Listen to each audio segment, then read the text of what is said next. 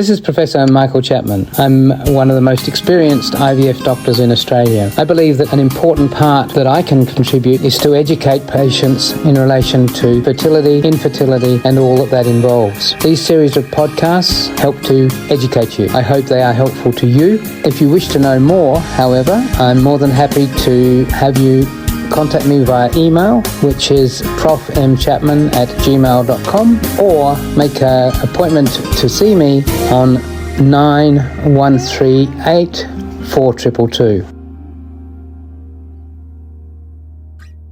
Prof, we have a question submitted whenever you can.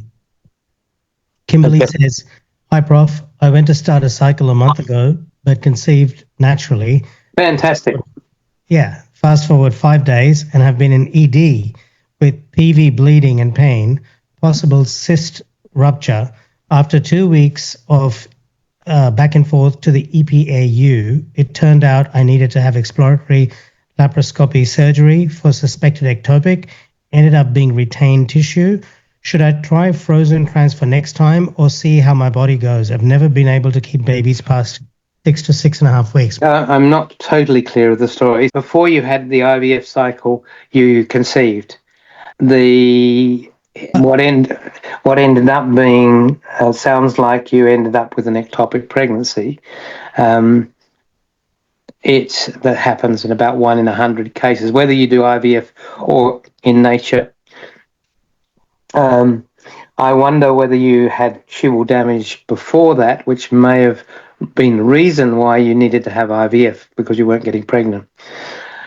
Spontaneous pregnancy is not uncommon, even with women who are going through IVF. I mean, one statistic is that if you've been through an IVF cycle, you're subsequently got a 25% chance of falling pregnant without needing another IVF cycle. But that's not quite your situation. In terms of where to go from there, if it sounds like it's not quite clear that you actually went through the IVF cycle and that you've got frozen embryos from that. If that's the case, then having an ectopic really makes no difference to having that one of those embryos put back, because that's in the uterus, and what's going on in the fallopian tubes is irrelevant.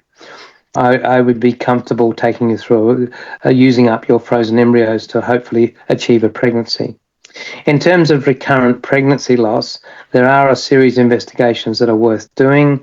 I presume you've got a good fertility specialist. If you haven't, I'm available to actually go through things and try and determine whether there's a cause for your miscarriages that might be treatable. Prof, Kimberly's, sorry to interrupt you. Kimberly's responded. She says, I went through IVF due to PCOS and microadenoma. Yeah, no, fine. I mean, so it wasn't tubal damage that was the problem. It's that you weren't able to ovulate properly. But that doesn't change things. I think I would be still, if you've got frozen embryos, that's fantastic.